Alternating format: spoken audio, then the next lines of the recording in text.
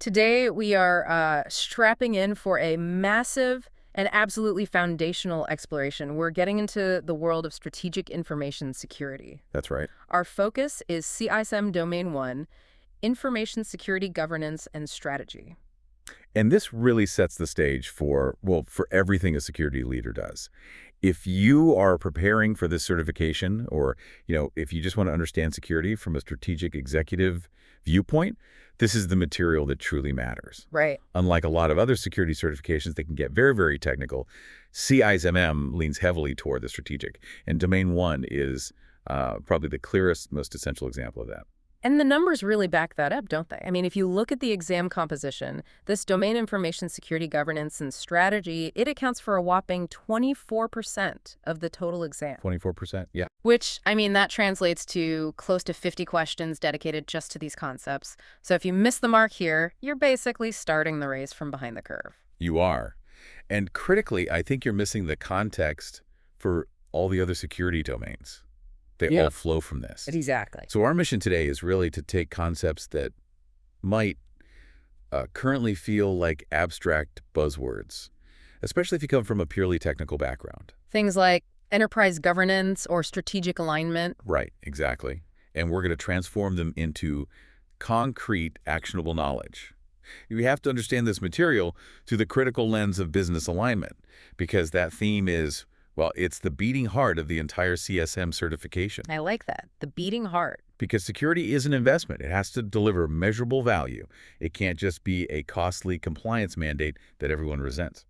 So we've got a clear path laid out. We're going to start with enterprise governance, which is all about setting that top-down direction and providing oversight. That's part A. Then we'll pivot pretty seamlessly into information security strategy, which is part B. That's how we actually chart the course and build the roadmap to, achieve that direction. Sounds like a plan. So let's unpack this crucial foundation, starting with part 1, the governance foundation, direction, and oversight. Okay, so governance it's the engine that drives decisions across the entire enterprise. It's fundamentally about ensuring that the needs of various stakeholders are met. And that list of stakeholders is pretty diverse, right? Oh, it's huge. We're talking customers, shareholders, employees, suppliers, regulators, all of them. Their needs are evaluated in order to determine balanced, agreed-upon enterprise objectives. And once those objectives are established, they guide everything else. Everything. Yeah. All subsequent security activities flow from those agreed-upon objectives. So once that evaluation is done and the objectives are agreed upon, what's the immediate, the non-negotiable output of governance? The output is really twofold. It's direction and oversight. Okay, break that down. Direction involves prioritizing resources, making the big strategic decisions, and setting what's called the risk appetite.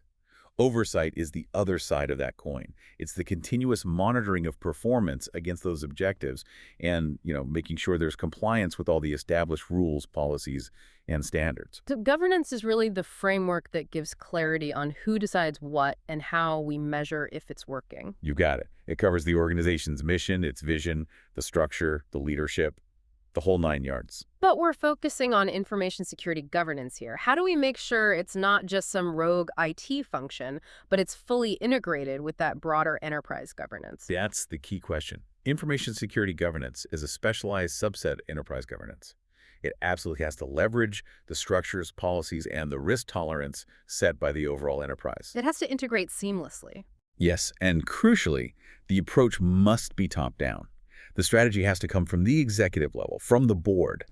That's the only source of authority that ensures you get the necessary strategic insight, the financial support, and the organizational weight behind the entire security effort. Right. Any initiative that tries to push security from the middle or the bottom up is it's destined to fail. It's inherently vulnerable. It'll be underfunded, or worse, just ignored. And that top-down approach is essential because it forces alignment with the big picture business objectives. I mean, we can't forget that security must enhance and enable the business. Yes. Maybe by protecting a new digital supply chain or, accelerating compliant cloud adoption. Yeah. Not just acting as a persistent operational constraint. Exactly. Now, to really appreciate that flow from the executive suite down to the operational team, we need to carefully delineate the functions of governance, strategy, and management. And more importantly, understand their required planning horizons. And for anyone listening who's studying, Knowing these typical timeframes is highly effective for identifying the correct scope and role in those scenario-based questions. All right, let's break down those three key processes and their time frames. This seems really useful for making sure we aren't, planning an operational fix when we should be designing a strategic vision. Right. So governance is at the very peak. It establishes the overall security vision, the ethical framework, and the risk appetite. That's the highest level of acceptable organizational risk. So it defines the why and the what? Precisely. This is long-term thinking. You're typically focusing on a strategic horizon of, say, 3 to 5 years. It's about setting principles that will last.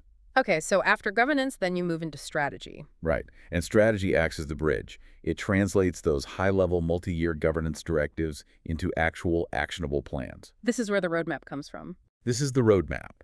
It identifies, scopes, and prioritizes specific security initiatives and defines the budget required to get to that desired state. It sets the how, but at a high level. Strategy is tactical. You're looking roughly 1 year out, trying to tie security projects to quarterly business goals. And that leaves us with management. Management is where the rubber meets the road.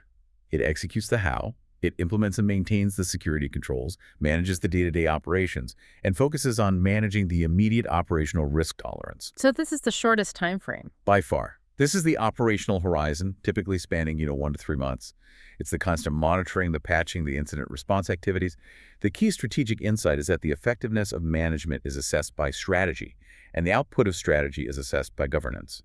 It's a feedback loop. Okay, this is where it gets really interesting. And it's a concept that I swear shows up on every single leadership exam I've ever seen. The fundamental distinction between accountability and responsibility. This is a critical point of failure in organizational structure if it gets confused. Let's start with accountability. Accountability is the obligation to answer for outcomes, for decisions, for results. Okay. The non-negotiable takeaway here is that accountability cannot be delegated. It rests with a single person or a single entity, the one who assigned the task, or the person who was ultimately answerable to the governing body for the overall result. You are the final risk bearer. So if the board mandates, say, a 20% reduction in customer data loss incidents, the board remains accountable to the shareholders for that outcome, no matter who actually does the work. Precisely. They can't pass the buck. Now, responsibility is the duty or obligation to complete a task or to achieve a specific goal. And this can be delegated. It can, and it absolutely should be. It can be delegated to multiple people, to a team, a department. They are responsible for the execution, for doing the work, but the accountable party retains the ownership of the final result. So the CISO is accountable for the security program. Yes, but the entire security team is responsible for implementing all of its various components. That clarity is just essential for defining roles, especially when we start mapping out controls in governance models. And, speaking of execution effectiveness, we should probably integrate the concept of scope of control here. Oh, that's a good point. Scope of control, or sometimes you hear span of control, refers to the number of subordinates a manager can effectively supervise. Right. And strategically, this links directly to the effectiveness of that management layer we just talked about. If a manager's scope of control is way too broad, say, they're overseeing 40 technical specialists across all these diverse functions, the quality of execution, the responsibility is going to drop. It has to. You'll get inconsistent control implementation, and that leads to eventual failure, for which the delegator, the manager, remains accountable. For effective supervision and consistency, a scope of less than 10 people is usually considered optimal. It just allows the accountable manager to have reliable oversight. So scope of control is actually a governance mechanism, not just some HR metric. Exactly. If you want effective execution, you need the right span of control. Okay, that makes perfect sense. Let's move now into part 2. Structures, roles, and culture, and dive into the human and organizational side of this. The core principle has to be repeated here, but with new context. Security must support and enable the business without hindering operations. Always. And to get that genuine, deep-seated alignment, the security manager needs to fully understand the organizational foundation. We're talking mission, vision, objectives, and all the external and internal business factors. Like corporate culture, the value of assets, market position, legal requirements. All of that. All of it. Let's refine our definitions of those foundational terms. Let's start with vision and mission. Sure. Vision is the clear, aspirational statement of the desired future state. It's the destination. It answers the question, What does the organization aspire to deliver, and what is our ultimate capability? Yep. It should be inspirational and guide strategic investments over the long term. And the mission. The mission is more grounded. It's a concise, actionable declaration of the organization's core purpose today. It defines what we do, who we do it for, and why we exist. So if the vision is to be the global leader in secure financial services, Then the mission is the day-to-day commitment to provide secure, efficient, and immediate financial transactions for our customers globally while protecting all customer data with integrity. The strategic objectives then become the measurable path toward achieving both of those. now let's talk about the key organizational roles that drive governance, and let's start right at the top with the ultimate accountable body, the board of directors. The board is the absolute apex of governance. They hold ultimate accountability for the success of the organization, and they have a fundamental fiduciary duty to protect shareholder value. Their duties include setting that non-negotiable risk appetite we mentioned. Yes, the maximum level of risk the enterprise is willing to accept. They also approve the strategic plan and provide that executive oversight and strategic guidance. Okay, and just below them, the CEO. Right. The CEO is the top-ranking executive, and their job is to execute the board's directives. They are responsible for all aspects of organizational success, managing the budget, the assets, the personnel. They oversee risk management at the highest executive level, basically translating the board's risk appetite into executable policy. Then we get into the security-focused roles, primarily the CISO, the Chief Information Security Officer. The CISO is responsible for developing, implementing, and enforcing the entire information security program and strategy. And they have to ensure it aligns with and enables the business goals. Now, the most strategic point of discussion here, I think, is the CISO's reporting structure. Traditionally, they reported to the CIO, but that created some issues. It created a huge conflict of interest. The CISO's independence was often compromised. So why is that shift in reporting structure, often to the CEO, the CFO, or even directly to the board? Why is that so strategically important? Because it signifies the elevation of security from just a technical IT function to a critical enterprise risk function. When the CISO reports outside of IT, they gain independence. So they can be honest about risk. They can report risk exposure transparently to the people who set the risk appetite, the board, without having that message filtered by the very department they're supposed to be overseeing. That independence gives the CISO the political capital and the visibility they need to secure funding and enforce policies across different silos. Okay, let's solidify another separation of duties concept. The difference between risk owners and control owners. This is a great one. Risk owners are formally accountable for specific risks within their business unit.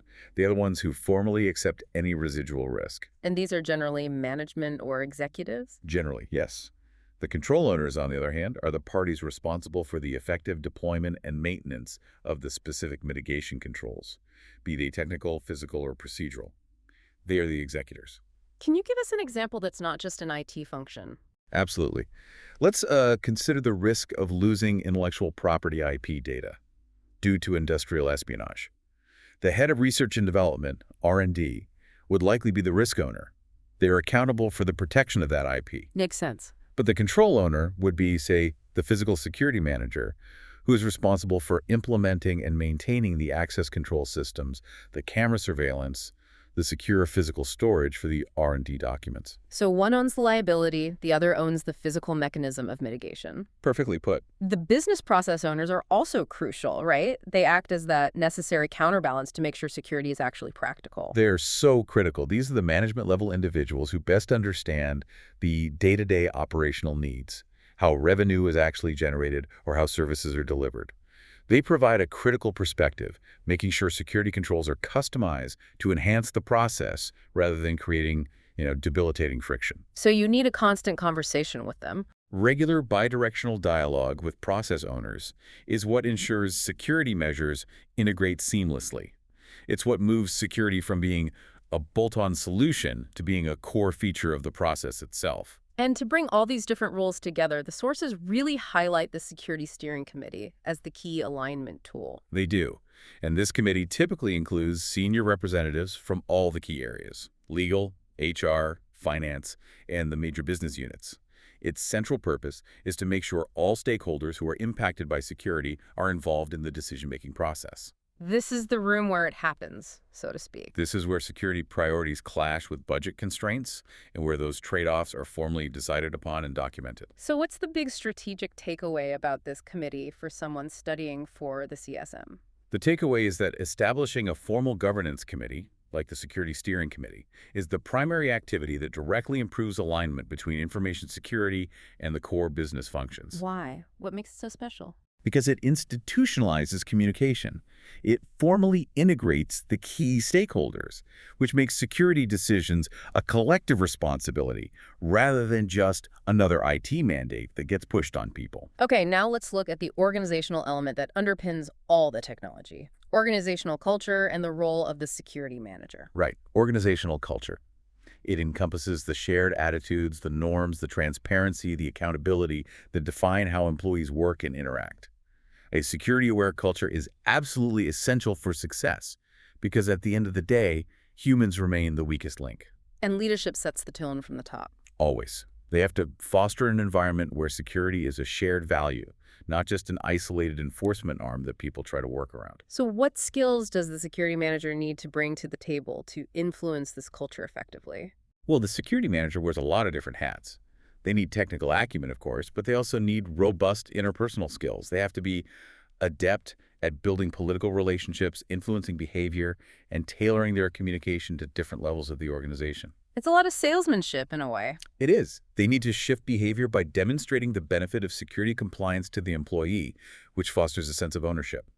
A positive culture is one where you see security embedded early into projects, the whole DevSecOps idea, and where employees feel comfortable and knowledgeable about how to report incidents. A core enforceable output that kind of defines this culture and the expectations is the Acceptable Use Policy, or AUP. The AUP is that formal document.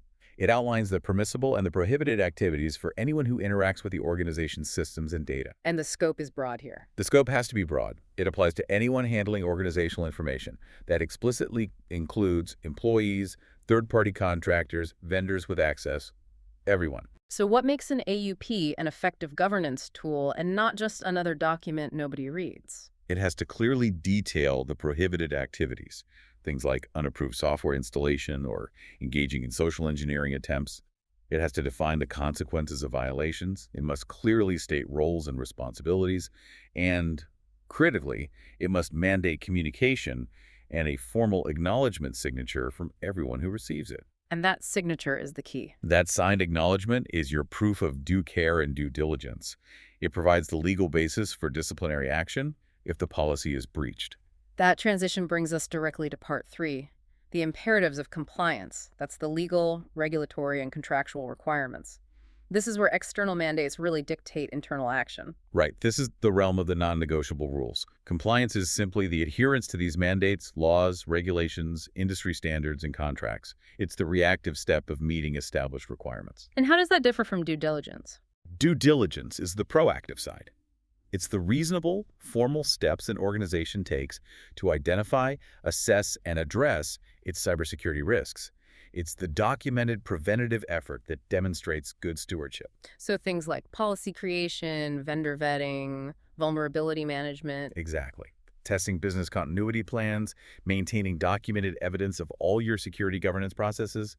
Due diligence is vital because it protects the organization from claims of negligence if a security failure does happen. Okay, now let's talk about the 3 primary drivers of compliance, and maybe more importantly, their prioritization.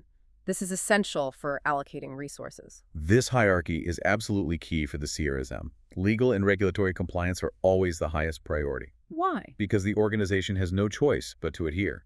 Failure carries government-imposed sanctions or even criminal penalties. There's no business case to be made against it. Okay, so let's break down the enforcement mechanisms for legal, regulatory, and contractual. Sure. 1. Legal requirements are mandatory laws passed by government bodies. Think CCPA or other National Data Protection Acts. 2. Regulatory requirements are imposed by government agencies to implement those laws, and they're enforced through administrative processes like mandatory audits, heavy fines, and remediation orders. MBPay, SOX, GDPR. Those are all great examples. And then 3, contractual. Contractual requirements are enforced through legally binding agreements with your business partners. If you fail to comply, the penalties are imposed by the partner. It could be loss of a certification, revocation of business, or just contractual fines. The most common and critical contractual example is the PCI DSS. The payment card industry data security standard. Exactly. And that clarity on PCI DSS being contractual versus regulatory, that is a massive point for a strategic leader to grasp. It's a classic exam-style distinction. To maintain continuous compliance, the strategy has to mandate continuous monitoring of regulatory changes and conducting regular compliance assessments, or what we call gap analyses, to benchmark the current security posture against the required baseline. Any deficiencies you find have to be prioritized and closed through the action plan. These compliance drivers also have a profound effect on business record handling. Oh, absolutely. Information governance mandates requirements across the entire life cycle of a record.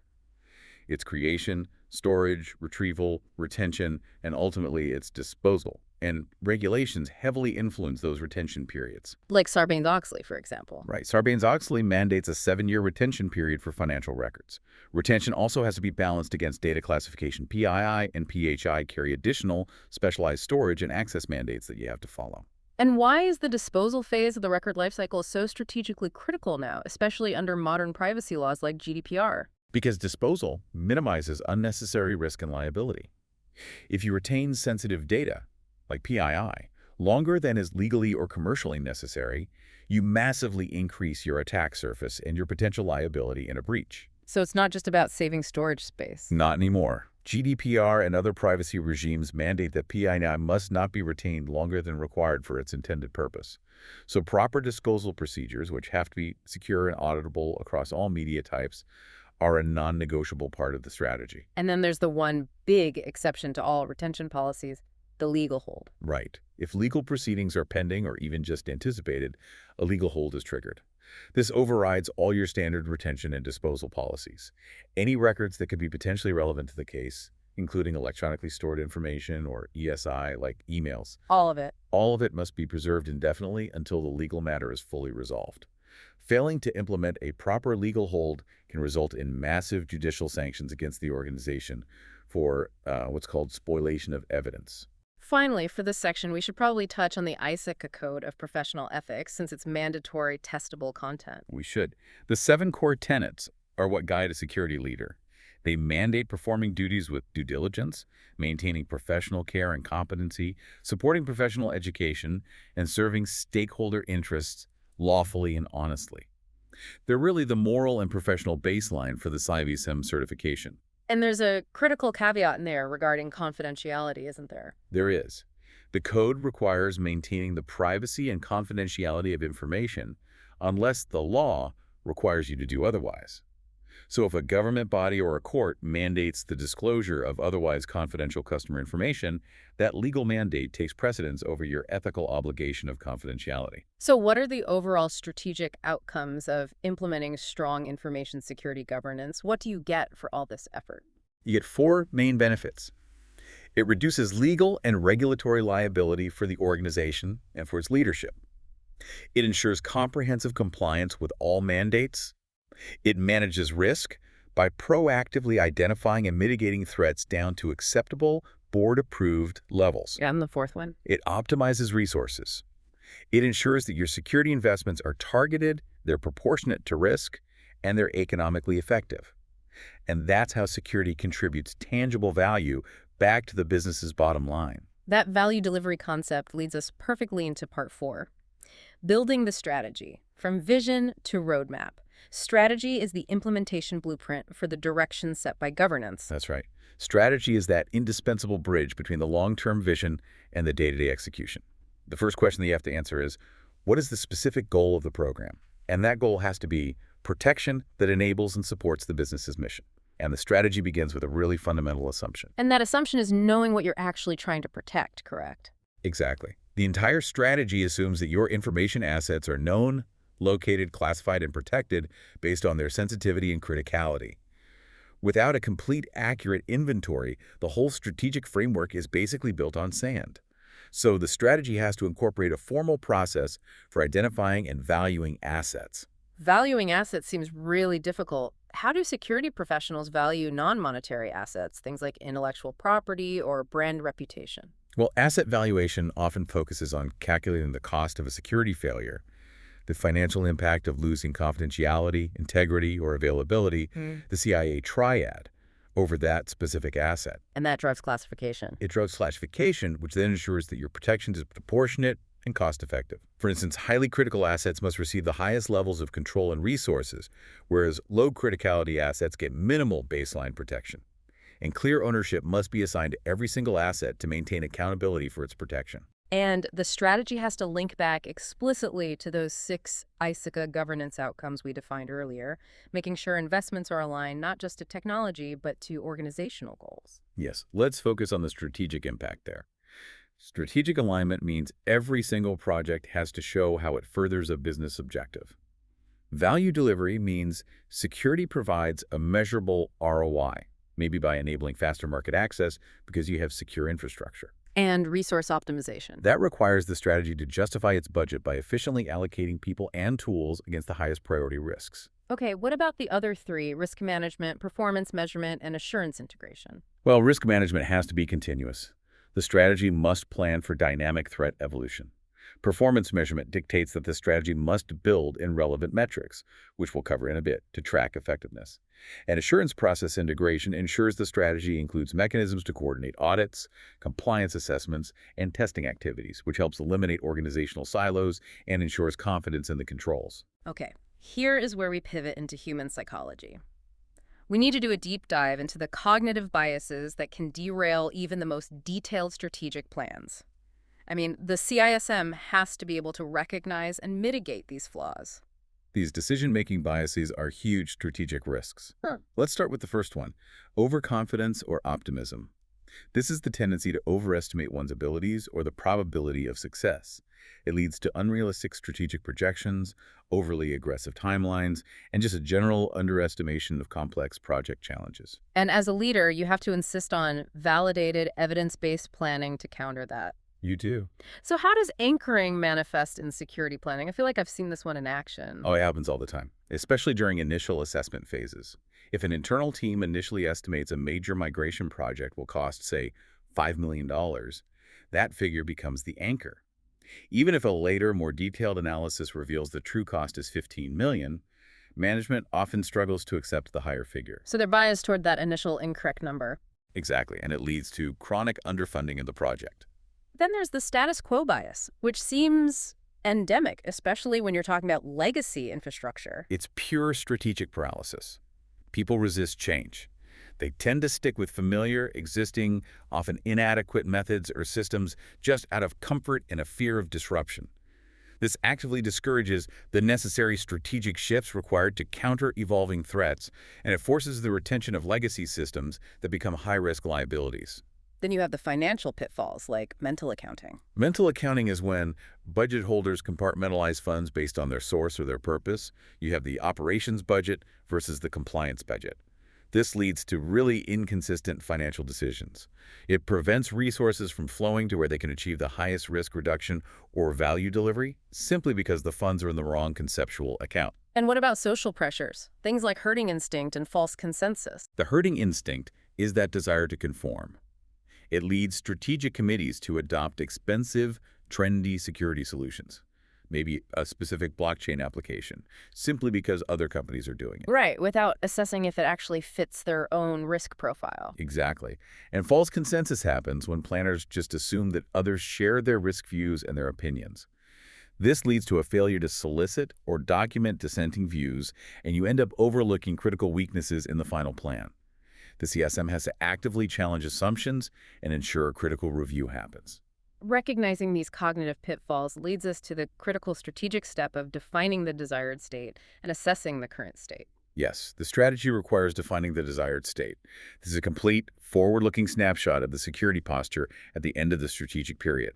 And this snapshot has to be comprehensive. It should include policies, technology architecture, security culture, ethical standards, framework adoption, everything. And it has to include qualitative attributes, not just numbers. Yes, because security isn't solely technical. The desired state must include both measurable outcomes and critical qualitative attributes like robustness or transparency. And the current state assessment uses that exact same rigorous methodology. It has to. The current state assessment is a comprehensive evaluation of the existing security posture. Your assets, vulnerabilities, threats, and control efficacy to establish a baseline. The core output here is a gap analysis, which uses the desired state as the target and identifies the specific deficiencies, requirements, and priorities that have to be addressed by your action plan projects. Which pivots us perfectly into part 5, frameworks for structure and maturity. Because once you identify that gap, you need structured, repeatable ways to close it. Frameworks are absolutely essential. They provide the necessary structure to eliminate that ad hoc, reactive behavior and establish a basis for consistent, repeatable security activities. They standardize your processes. And since ISACA develops and maintains some of these frameworks, they're naturally foundational to this domain. They are. So let's start with COBIT, the highly influential IT governance framework.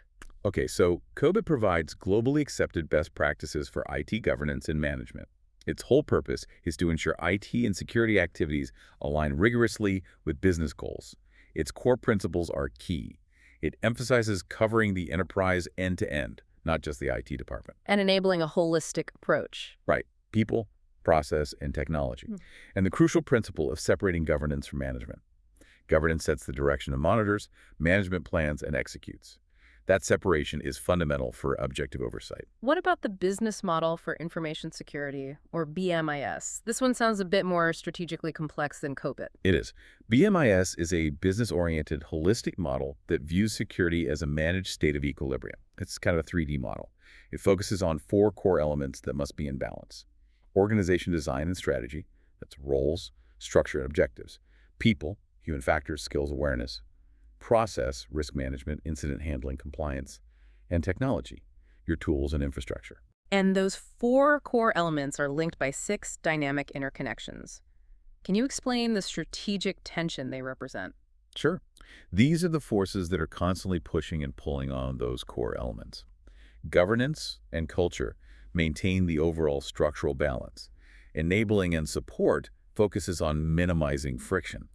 But the real strategic tension lies in emergence. And what's emergence? That's the unpredictable, unexpected changes, like a zero-day exploit or a sudden geopolitical event, that force immediate strategic recalibration. Then you have human factors, which is the complex interaction between people and security systems. And architecture, which is the formal blueprint ensuring that any strategic change in technology is structurally supported by changes in process and training. The sources also mentioned the Balanced Scorecard, or BSC, which seems like a necessary tool for reporting strategic progress up to the executive level. The BSC is a fantastic strategic planning and measurement tool. It's used to align security strategy with the business strategy. It provides a multi-perspective dashboard which forces the security manager to look beyond just the technical metrics. And it uses 4 key perspectives. Right. Financial, how to look to shareholders, what's the ROI on our security spend. Customer, how do customers view our security, our controls enhancing trust. Business process, where must we excel internally, our incident response process is efficient. And learning growth. Can we continue to improve and innovate? Are we investing in staff training and retention? Okay, let's talk about maturity models, specifically the Capability Maturity Model Integration, or CMMI, which helps assess how repeatable and effective a process actually is. CMMI provides 5 levels for assessing process maturity. Level 1 is initial. This is characterized by ad hoc, inconsistent processes, and, well, reactive chaos. Firefighting mode. Total firefighting mode. Level 2 is repeatable. Here, basic processes are established to ensure some consistency, so you achieve predictable results, though they might not be documented or standardized across the whole enterprise. Level 3 is defined. This is where processes are formally documented, standardized, and integrated across all projects and departments. And then you have the higher, more quantified levels. Right. Level 4 is managed. At this level, processes are measured and controlled using statistical techniques, which allows for quantitative analysis of their effectiveness. And finally, level 5 is optimizing. Here, continuous improvement is actually built into the process, guided by data and metric feedback loops to systematically address the root causes of defects. Let's make this more concrete. Can you use the process of, say, an annual access review to differentiate between levels 3 and 5? Great example. At level 3, defined, the organization has a formal policy stating all privileged access must be reviewed quarterly. The process is documented, and it's followed consistently across all the teams. That's good. Okay. But at level 5, optimizing, the team is tracking metrics. How long do the reviews take? How many incorrect access rights are found? What's the root cause of those errors? For example, a poor offboarding process. They discover that 80% of the errors come from one specific department, so the system automatically generates a targeted training module for that group, thereby optimizing the process based on real data. So what is the single most crucial insight the CISM has to remember about CMMI for strategic planning? It's this. Level 5 is not always the goal. The pursuit of optimization is incredibly costly and resource-intensive. Right. The strategic leader has to justify the maturity level based on the asset's criticality and the associated risk. For non-critical systems, level 2 or 3 is often perfectly adequate, it's compliant, and it's economically effective. The CISM's role is to define and articulate adequate security, that justifiable break-even point to the board, making sure they aren't wasting resources on over-optimizing controls in low-risk areas. That strategic choice brings us into part 6, strategic planning and implementation, the actual path from the current state to the desired state. This is the action plan or the roadmap. It's the project guide. It outlines your short-term and long-term projects, milestones, and measurable checkpoints. And it has to take a pragmatic, resource-conscious view, maximizing the use of existing assets and clearly accounting for any limitations. And that pragmatic view requires a clear inventory of both resources and constraints. Absolutely. Resources are the tools, frameworks, and organizational elements that we can leverage. Formal policies, standards, procedures, architecture, technical controls like encryption, physical controls like fences, procedural controls like mandatory two-person rules. And personnel? And personnel. The skills inventory and the training programs, those are huge resources. And the limiting factors, the constraints. Constraints are the things you have to plan around. They can be internal, like a highly conservative budget, a deep-seated company culture that's resistant to change, a rigid organizational structure, or a low-risk appetite that limits innovation. Or they can be external. Exactly. Non-negotiable legal or regulatory requirements, ethics, physical capacity, or even vendor lock-in. A good action plan has to balance those resources against all of these constraints. Let's focus on workforce management since people are, both the first line of defense and the greatest strategic risk. They are. Personnel security measures are intended to mitigate both intentional and unintentional insider threats. The strategy has to incorporate clearly defined security roles and responsibilities right into the job descriptions, and they have to be formally documented and linked to performance evaluations. This is how you ensure accountability for security behavior. And how does the CSSM maintain the necessary skill sets in such a dynamic field?